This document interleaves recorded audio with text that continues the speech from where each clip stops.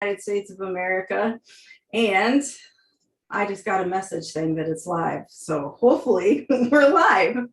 I am Julie Spencer. I am an author. I am in Michigan. And I am joined by Dr. Trina Boice, who is my author mentor and coach. And she is in Las Vegas, and we'll let her introduce herself in just a moment.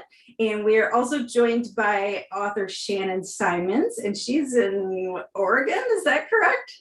My beauty queen wave. Beautiful wave.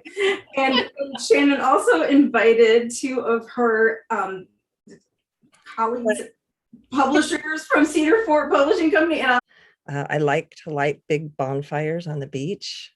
There's kind of a lot about us and our bonfires, actually. We've been in trouble for our in fact, we made the front of the paper once for our bonfires. So I am an expert at fire.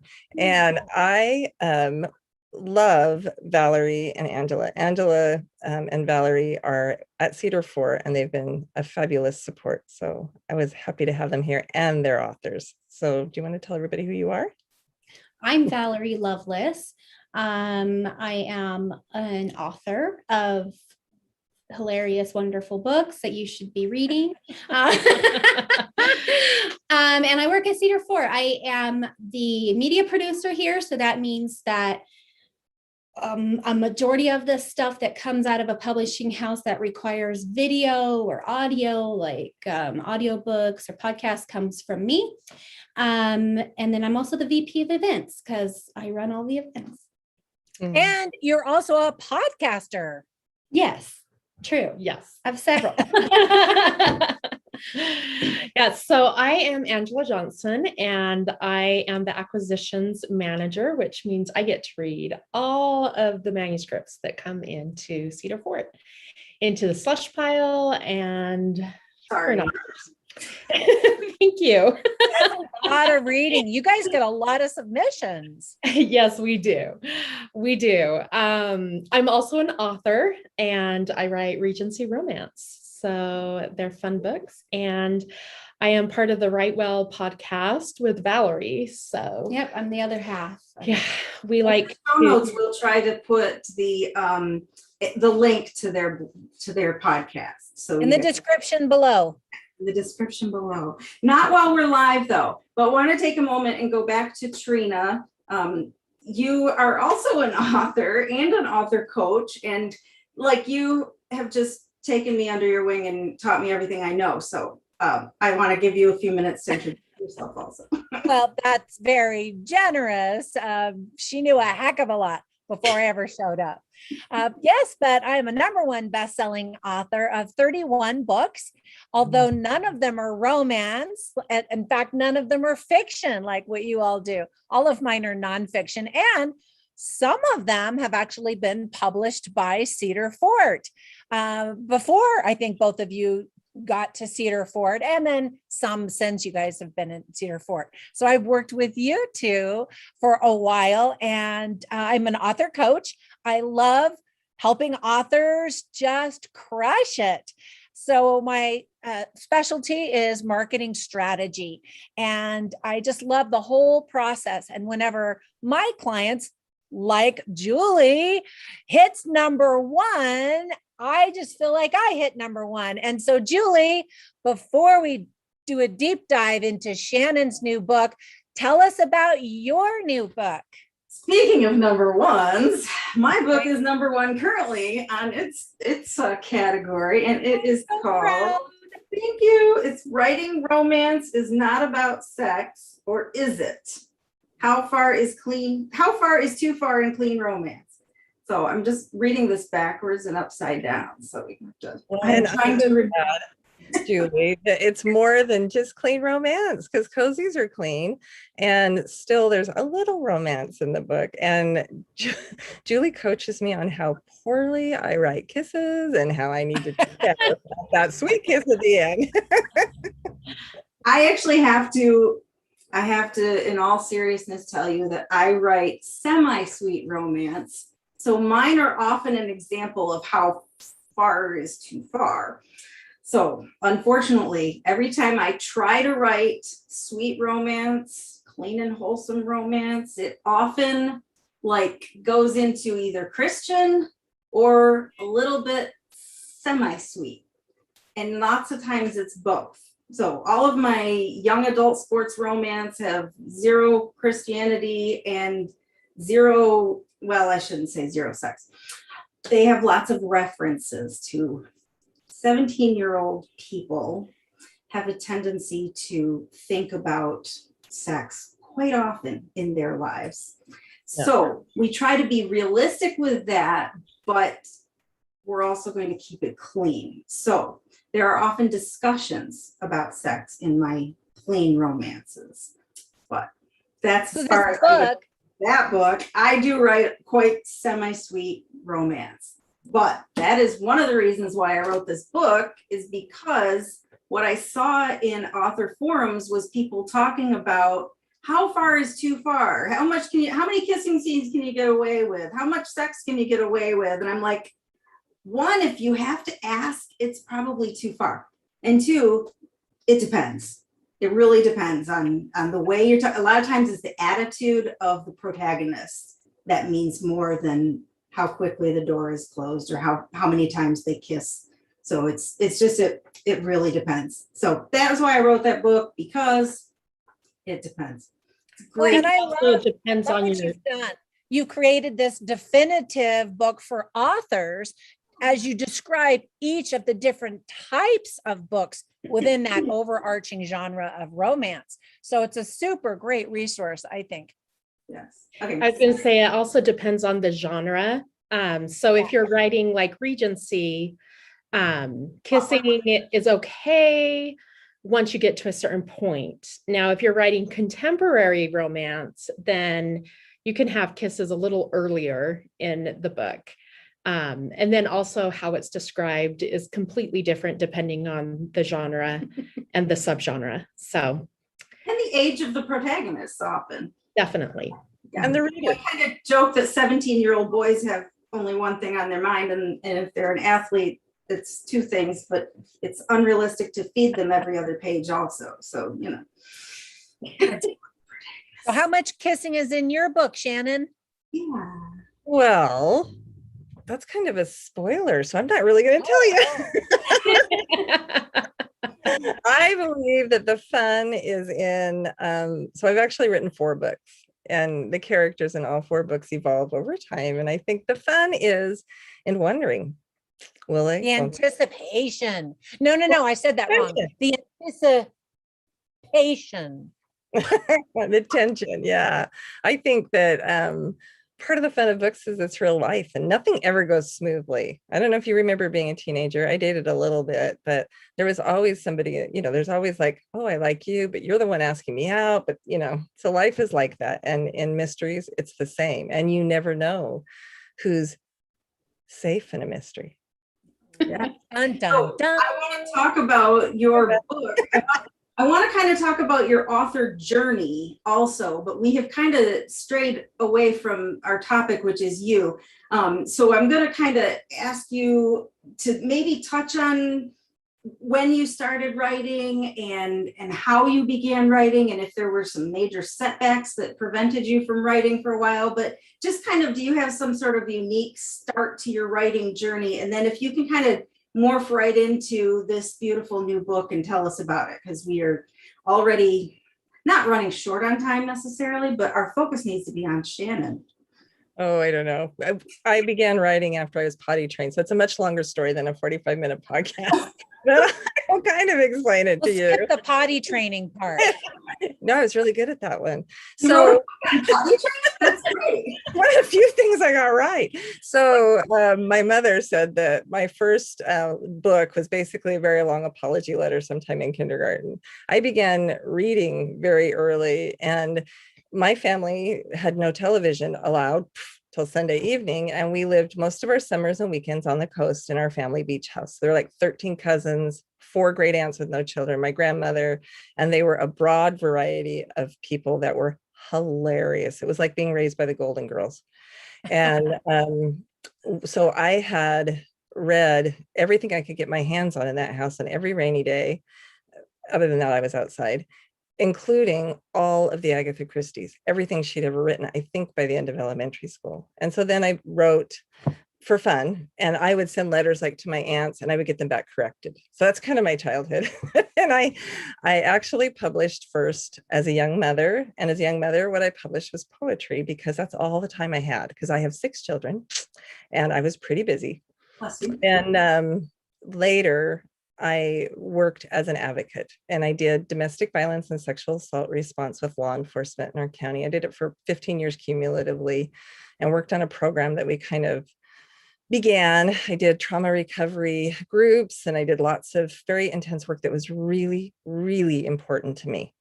And in that experience, I realized that as an advocate, I was seeing it from a perspective that nobody sees, had experiences nobody had. And when I stopped that, I was wondering, what am I going to do? And so my sister actually said, you need to write a book. And I said, I can't tell anybody anything I've ever done. It's not allowed. And she said, well, write a fiction that is not about anybody, but it's about the work. So I began my first book. And while that was going on, I wrote, 200 or so articles for Deseret Digital Media, self-help, trauma recovery. One of them was like trauma recovery or chocolate drug of choice. That was one of my favorites. And those kind of led me to write for Billion Clicks, which was super fun. That's Hillary Week's project for her blog. And then after that, I published the book right like the day before my sister passed away from cancer. So that was a priceless journey for her and me. And wrote a second book. And this is a series that I'm super excited about because now I have grandkids and everybody can read it. And that makes me happy. So it's sort of a legacy for my kids, which is fun. Wow. So that's my writing journey. Well, so tell us about this new book that came out today. I understand it is in the same universe as your other books, but the protagonists are much younger. Okay, you need to hold it just a little higher than that. So it's, there we go. Called Murder Takes a Selfie. There you go. Murder Takes a Selfie. And just so that you know, it takes place on the Oregon coast like all my books, because this is what I know. This is where I am. I know the ins and outs and all the good stuff. So I bought a house here about 30 years ago, and I live about a block off the beach. And the kids in my book are loosely based on my kids and loosely based on me and some of my high school friends. And it's basically a YA murder mystery. So the super fun part about it is that they're real. They're really real kids with really real lives, but they're in a place where you never know. So this is a beach town. Sometimes there's 5,000 people. Sometimes there's 85,000 people the next day. One day I was eating ice cream and someone said, Steven Tyler, the lead singer from Aerosmith, is next door eating ice cream at the Tuckered Bear. That is a strange sight. He has a very large mouth, and so it's kind of a funny town that way. You just never know. They filmed Twilight like less than 5 miles away from me, some of it here. And my kids would get out of high school and go vampire hunting. They go chase down the cast down on the beach and watch it. And they've always had midnight book launches here in a very cool bookstore. And so that was something we did for all the Harry Potters. My daughter was way into Twilight, Inkheart, some of the really great books that they were reading that were YA. And I love YA. I love reading. Book, your characters are actually hung up on a like a famous author that is there to make a movie. Is that correct? Yeah, Give us the chapter 1 version so we don't give away any secrets, but just kind of the intro to what the book is. What's it about?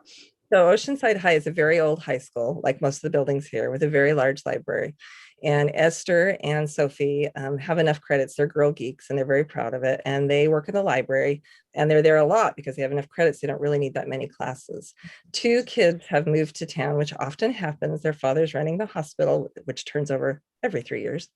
And they've bought a very large old mansion in the Cove that's patterned after a real place. And they're twins, Parker and Paisley. And they're just beautiful. And Esther thinks that Paisley's mean and Parker is gorgeous, but it's just his cute English accent and his very nice sweaters. But Esther and Sophie is in love with Madison Merriweather's book. Her first book, Blessed Be, has become this massive bestseller. And she is coming to their seaside town to announce and launch her second book and make an announcement that nobody knows about. And she apparently has a friend somewhere in town. And so that's where the story starts. Okay. And there's a murder. And you won't. Well, there's a selfie. And then when the selfie is kind of like the last thing you see, and then there's someone to look for. There's somebody that's missing. So the kids are the little detectives, little amateur detectives. Is that yeah, right? because this isn't often the case with missing persons. They're a teenager. They probably ran away. Your wife just left. You know, nobody really pays attention for the first 24 hours, but the family cares. The kids care, right? Yeah. Right. And so what they do to push the law enforcement department is kind of hilarious because I've seen it happen. So Shannon, you mentioned this is going to be a series, a 3-book series? Four. 4-book series. So I want to know from Yeah, Cedar so buy Fort, from Angela in particular, the acquisitions editor, when you read a manuscript, do you go, this has to be a 4-part series? What is it that makes you say, let's do more than just this one book? Well, Shannon was a great author, or is a great author to work with, because she was so excited about her books and about what she was doing. And she had a plan in place for each of the books. So I wish we could have released them as quickly as what Shannon wanted, but we signed her for the first book.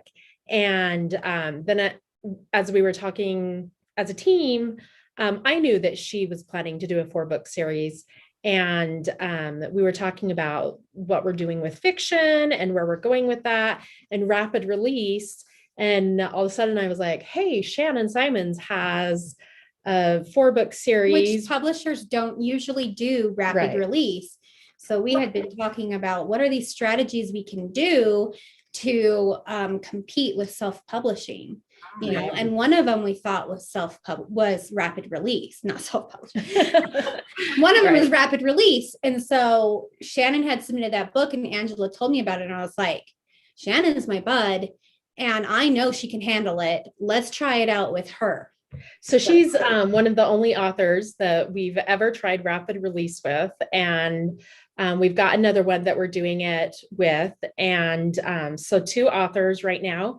And so we're really excited about seeing how this will help her career as an author, but also how it will help sell the books. And so that's one of the reasons that we signed it, is because Shannon had let me in on her plan and had told me that she had a 4-book series ready to go and she was writing them. And we signed all 4. Well, we signed 3 books at one time, and I gave her deadlines for turning in her manuscripts, and she was so fantastic. She turned them in far earlier than what they needed to be. And that's a great author, is somebody who can get their manuscripts in and work with the publisher and not be a diva.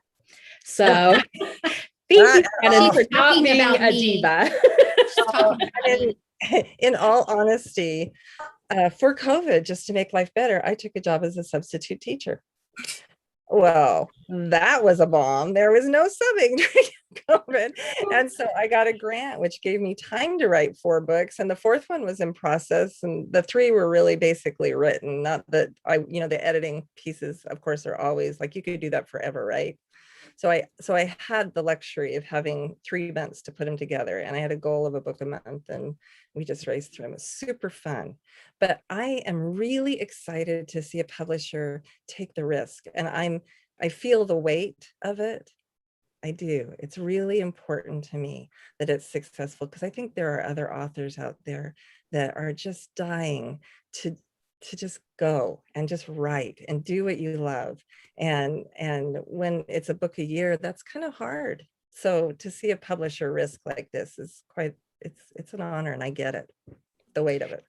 Yeah. And like Valerie was saying, traditional publishers generally don't do rapid release. Like, it's usually a year and a half between each book. I think that's generous. Too. Yeah, that's really quite a generous time frame for publishing. So to be able to expand and try rapid release is really fun. And to do it with a cozy mystery is even more fun, because these types of books, like, there's more people in the town than what the town can hold. And there's more murders happening in the town than people that live there. And you've got characters who are outwitting the local sheriff, or and it's just a fun book. And so to do a rapid release with a cozy mystery is great. It made sense. It made really sense too, because Valerie, if you could maybe elaborate, what is it that you're doing differently for this particular launch, for it being a rapid release, compared to what you would normally do for an author who is publishing about one book a year? well, What's different for this one? honestly, there's not much different on our end that we're doing in terms of like how the production comes about. We just don't usually sign on multiple book series because we'd like to see how the first book does. Sure. Unfortunately, with the way the market is now, what happens with a publisher now is you have this big long break between books in a series. And so you lose that momentum that you get from the online retailers. You lose that momentum. And so the only difference really is that we set the books, was it 3 or 4 months apart? So we're trying to get like basically 4 out in 1 year time span, not November, exactly yeah. January to January.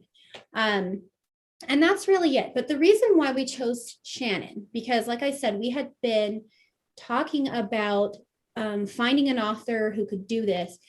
Her genre was right. It's the right genre to try this on.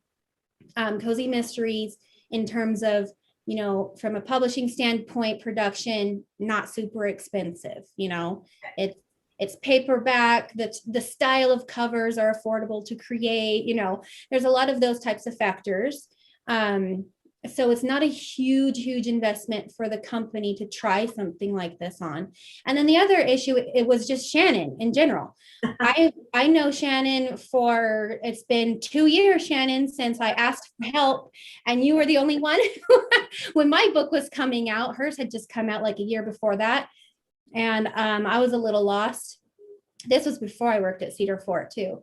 And she helped me out. And so we developed a relationship from there. And then when I started working at Cedar Fort, they, not me, because I had nothing to do with the books at this time. And it wasn't Angela either. They didn't want to pick up her second book, but I was watching it because I really liked her first book a lot. And I was watching her second book and it was doing really well. And she had self-published it with your help, I think, right, Julie? You helped her a lot with that. I think she credited you. And so when she sent the one to Angela and she was like, oh, I got this one from Shannon, but we didn't do her last book. I was like, whoa, hold on. So I'm watching her and she's killing it. Like, she's doing everything right with marketing and she's trying so hard. I think if we're going to do one like this, and that she should be the one to do it with. So kudos to Shannon for just like magically ending up in the right place at the right time with what we were looking for. But yeah, that's basically what we're testing out. And I hope it goes really well, because And it helps to have an author who's so easy to work with. yeah. Whereas like there are some authors who they get a contract with a traditional publisher and all of a sudden it goes to their heads and they start making all sorts of demands from the publisher, and where we're just like a mid-level publisher, we're not like part of the big five. Demands on a publisher are really difficult. Yeah. And so when we have an author who is so nice and willing to work with us, it's amazing. If I could just throw in there to every author looking to get published, don't be a jerk. Like, be nice. Be nice to everybody. Be nice to the publisher. Be nice to the acquisitions people. Be nice to the people trying to help you get published, Right. because they are going to do everything for you to help you continue to publish if you are nice. Can you tell us more about Your Cedar tip. Fort too? I want to hear more about, because it's Can I a tell you boutique something company. Like you said, it's not one of the big five, so it's kind of not as well known unless you're in this circle of friends who like all worship you guys as like they're the coolest guys ever. So for those of us who look at you like you're the coolest guys ever, tell us a little bit about it. And plus, we have an international audience, so sell us on Cedar Fort Publishing. Is it publishing house or publishing? Yeah, well, it's Cedar Fort Publishing and Media. So we've been in business for 35 years, and it's a family-owned business, owned by the Mortimers. And our owner right now is Bryce Mortimer. He's the son of the original person, Lyle, who started the company. And it's more focused on LDS nonfiction and general nonfiction. But ever since we started working here, I started working on Bryce, and I was like, okay, you only do so much fiction a year, and there's a huge market for fiction. And so I started working on him and got him to agree to publish more fiction. So we are moving forward in a direction where we have more of a mix. So we do LDS nonfiction, general nonfiction, cookbooks, fiction. We do a lot of Regency romance. We've started to do cozy mysteries now, thanks to Shannon. And And you have products. You also specialize in merchandise. yes, Yes. thank you, Trina, for bringing that up. We do have Pioneer products. So we do a lot of stickers, bracelets, rings, bags, Like everything. everything. Like Everything everything. under the sun. So it's a smaller company, and we're all in it to help the author succeed and to help the company succeed. And that's one thing about a mid-level publisher or a smaller publisher is it's more personalized. And at Cedar Fort, we do care about the authors, and we care about helping each person build their brand and get their books out to an audience. But we do expect the authors to help with that because we aren't a PR firm. And when it comes to Often mistaken as yes. one. But I want to say that it is so much has changed since Valerie came. So she's being really modest. And Angela, I did this with Cedar Fort in 2017. This is now 2021. Today I had a phone call with Clint, and I am so excited. Oh yeah, something exciting you were going to tell us about. Go. Something Breaking news, right? Yeah. Just ask Valerie. Something I really wanted to do in the beginning was a scavenger hunt, because Order Takes a Selfie is all about something that's missing. And we have so many cool places within 30 minutes of my house, and Salt Lake has so many cool places. And so they're putting together something for TikTok. And it will be a scavenger hunt. And the other part that's super exciting me, because as a mom, I had a hard time with TikTok until I just heard last week from the International Summit I was attending online that TikTok has removed all nudity. Wow. Okay. I know. I thought maybe I can go on there. Great. But the other thing is that, Valerie has put together conferences that help educate us on what's the latest. Things change all the time. Last week, you should do 15 hashtags on Instagram. This week, 8. Don't do more than 8 or you're out of the algorithm. And Valerie will know those things. And so Clint gave me like 8 different things that we're working on. And for a publisher to be that supportive is really different. And I really, really, really appreciate it. So That's definitely one of the advantages of being a mid-level publisher. We only have about 18 employees who work in the office. The warehouse, employees, those types come and go, but like the people who work in the office, I do a lot of the production and stuff. We're a little family. We haven't had hardly any turnover since you started. Yeah. Almost none at all. Some of like the very lower level positions have more turnover, but everybody else has stuck around because we're all just really, really happy here. And I think that translates into the work we do with the authors that we work with. we're happy with our jobs. We want to see you succeed. We're all invested in the books and how they do. And that makes us invested in the authors and how much you know. And it was really, and this was the plan when we started. There was a huge turnover throughout the whole company because the plan was to change the company to go with all the changes in publishing, because publishing has really, really changed quite a bit. Yeah. And there's a little kid knocking on our door. Or I mean, it could be an adult. It sounds like a little kid. It sounds like at the bottom of the I was gonna say, I think my Angela, I'll just keep talking. Angela will deal with them. Except for I lost my train of thought. But anyway. Publishing has changed a lot, is How what you were saying. Oh, right. Yeah. So publishing has changed so much because of Amazon. It's Right. all Amazon's fault. They have completely upset the industry. There was a time, is it a kid? Yeah. Probably Yeah. the owner's kids. I'll tell you, most of the people that are watching this probably have kids. So. Yeah. We're actually in the office too. So this is really weird that, a kid is Welcome to doing something like- 2020. Yeah, so Amazon ruined everything except for, it opened a lot of doors for people. I was gonna say, I'm very thankful Amazon changed everything, because otherwise I would not be a published author. So yes. What it's done Yes, is you it's would. broken down doors for people like you, Julie, but it's I need another analogy for publishers, like what it's done. It's the pace. You can't wait. You gotta There's a right away. there's a competition level that publishers have never had before, because you just had so many publishers. It was really hard to get the space, and that's just how it was. But the cool thing was like they could sell 16,000 copies of one book. But now, because of Amazon and all that competition, millions and millions of new ebooks on Amazon every year. Yeah. And so that's why we devised a strategy with Shannon to do that rapid release. That's what that's all about. And that's why Cedar Fort, we came in with our ideas. Myself as an author, Angela wasn't published yet, but she was working on it. We had to kind of like change the frame of mind here. And this publishing house that's been here for 35 years.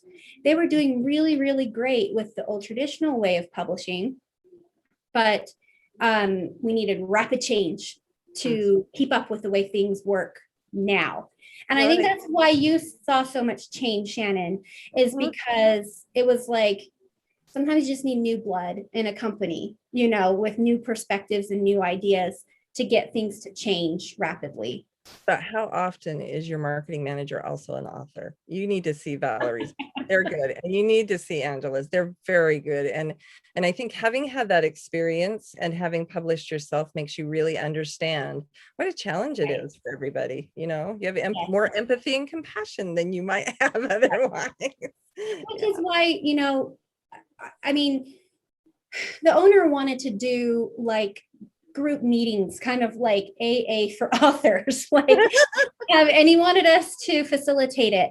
And, so I tried to do that and it just didn't work. People wouldn't actually show up. And I said, well, what about a conference?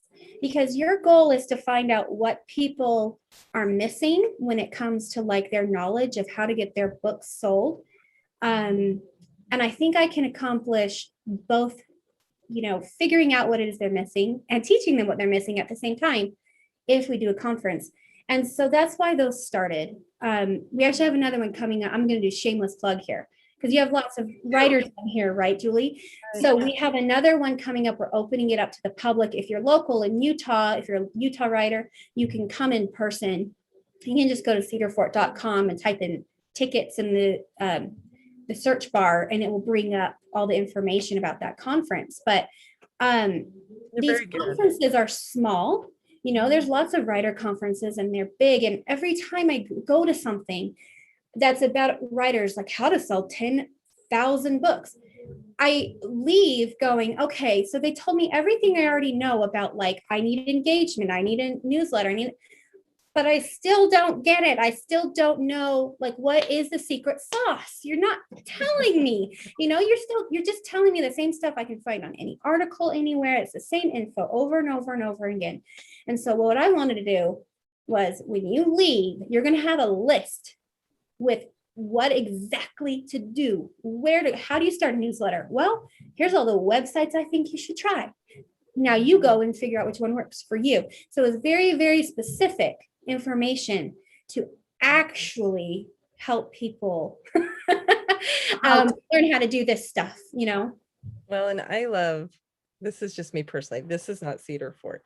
I love that Cedar Fort does publish books about the Savior and those things, because I don't think that I do anything in this life without that light. And so they come with a group that has this super positive, super warm atmosphere that I think is just natural to them. And whether the books have to do with anything on the planet, and it doesn't have to be that, but for me personally, there's something about somebody who's willing to do things that aren't always profitable because they're the right things to do. And I really appreciate that kind of energy, because I know that I met Bryce and he's very invested in keeping up that piece of his father's legacy. And I think that's lovely. I think I kind of mentioned that earlier too, when I try to write, the traditional sweet romance, clean romance, whatever, and mine almost always launch into a Christian romance, because you write about what you know. And I cannot take Christ out of my daily life. And so when I'm writing, I have a tendency to bring, Christian values. And then it ends up being like the entire premise of the story is focused on the fact that these characters derive their values from their devotion to God and to Christ. And so it's like, I don't mean to make it a Christian book, but it turns out that way because I can't take that part out of me. And I've been told so many times, your books would be so much more marketable if you would just take the church stuff out of it. I'm like, well, I don't care if they sell 2 copies or 2 million copies. I can't take the church stuff out of it because that's how the book was written. That's how Christ comes into my life and it comes back out in my writing. So 2 copies, 2 million. I'm going to keep that church in there. Because we live in a kind of funky town, I get to be friends with an author who has published, well, she was an editor for some very famous magazines that I wouldn't open, and she's published some very big books, and she likes these. And she says, the reason I like these is that anybody can read it. And she's talked about what it feels like to be with a publisher where you're pushed to do something that you're not comfortable with. And so Cedar Fort has never asked me to do that, to sell a book. And that's what I'm talking about is the books are generic. Anybody can read them. It doesn't matter if you're Christian or not. These are stories for anybody 11 years old and older. Some of my grandchildren don't have any association with anything, and they loved them. But I also want to be in a place where people are totally comfortable and not pushing me to put anything into a story that I think doesn't belong in a cozy mystery, because that's what cozy mysteries are all about. Is they're about that clean, fun, Nancy Drew, Agatha Christie, Flavia DeLuc, those great characters. So Yeah, I love that you're thinking about your legacy and what your children and grandchildren can read. There is enough smut and garbage in the world that I applaud you for putting something out there that is family friendly, that you could read it sitting together as a family. I love that. Hey, so Julie, I'm watching the clock. We're just about out of time. So you want to ask the girls here one final question or two? Yeah, well, first of all, I want to know, is Cedar Fort accepting submissions right now? And then just maybe some closing thoughts from you guys, and then some closing thoughts from Shannon. And then, I want to know, where can readers find you? Where can authors find you, ladies, from Cedar Fort? Kind of give us a closing thought and plug for what you're up to. All right. Well, it's a lot. Yeah, it's a lot. Yeah. So we definitely are accepting submissions. If you go to www.cedarfort.com and scroll down to the bottom, there is a hyperlink that says submissions, and that will take you to our submissions portal, where it tells you what we're accepting and what we're looking for, what we're not looking for. And then it will help you submit your manuscript to us. We ask quite a lot of questions about your audience, and we like to know about our authors. So make sure you fill out everything, because we do use that information to decide whether or not we're going to publish the book. It's really, really important. We actually have a podcast episode about that. That's how important it is that you give the publisher the information that they're asking for. We use it for a reason. It's not like when you go to the doctor's office and you've put your name and address on the top of every form just because. Like, we actually need the information. Definitely. So where you can find me, I am on Instagram under Angela Johnson Author, I believe is what it is. Show me your book. This is one of the books that I released this year, Saved by Scandal. It's a Regency romance. And you can also find my author page on Facebook under Angela Johnson Author. And then my website is angelajohnsonauthor.org. And our Write Well is write.well ladies at Instagram. And and then me, I'm at Valerie Loveless, LESS.info. This is my series, the Promises of the Heart series. I also have a rom-com called My Bigfoot Boyfriend. That one's exclusively on Amazon. My Instagram is the V Loveless. And you did Cedar Fort. Do we cover everything? My other podcast is Everyday Saints. It's a exclusively LDS podcast. And then Come Follow Me is another one. I just produced that one. You don't get to hear my voice, so it's probably not as good, but Try to put those links to all of those in the we'll try to get you all of that. Yeah, definitely. Okay. And Shannon, where can readers find you and your new book? At Cozy Mysteries by the Sea on Instagram, at Cozy Mysteries by the Sea on Facebook, and there's at cozymysteriesbythesea.com is the website that I just set up this year. I'm also Shannon Symonds 7, because I guess there's a lot of Shannon Symonds. Who knew? Or maybe that's my lucky number. So, and I want to close by thanking my kids and my family, because there is nothing I write that we don't write together. My daughters are die-hard serial killer followers, and my kids are law enforcement, army, nurses, and fishermen and sea captains, and they get involved in everything in every book. And so I would be lying if I said I wrote it alone. And listening to them argue, sneak out at night, and all the silly things that they did. It's just, I mean, I have a million things I could write about, right? And my mother, who has helped make it possible for us to have an audiobook, because she is losing her sight. And so that's really important to her. She listens to a book every day. And so that is another thing that Cedar Fort does that I really love and I'm grateful for. And it will be out soon. It's almost done. Yay. She'll be excited. She's tired of listening to me read everything. Yeah, that's often how we start as audiobooks. Trina, where can people find you? So you can find all of my books, I think all of them on Amazon, but also some of them at Cedar Fort. And in fact, Cedar Fort just made a few of my downloads available for free on their website. So you can find those there. I'm Trina Boice all over social media, Instagram, Facebook, Pinterest, Tumblr, LinkedIn, anyway. And I also do movie reviews. And so you can find me here on YouTube at Movie Review Mom, and on the channel, as well as moviereviewmom.com. And as we've been talking this morning, I reviewed a movie called Best Sellers, featuring Sir Michael Caine. And it comes out in September. It's got some F-bombs. It's not a clean, cozy thing at all, but of course I had to watch it because it's all about literature and this best-selling author and all of this drama, and it just made me laugh because I don't want to give you any spoilers, but it made me laugh the way that they're presenting the publishing world and how that works. So if you're interested in watching movies about books, then there you go. Oh, and if you're interested, if you're an author and you would like a little one-on-one author coaching or some special help with your marketing strategy, you can find me at frombook2business.com. With the letter, the number 2. Number 2, from book to business. Yeah. Yes. And I'm very thankful that she does, because she has been a wonderful mentor for me. We've actually known each other for a number of years through LDS PMA, and help me out with that Latter-day Saint Publishing and Media Association. And we have a big conference coming up in October.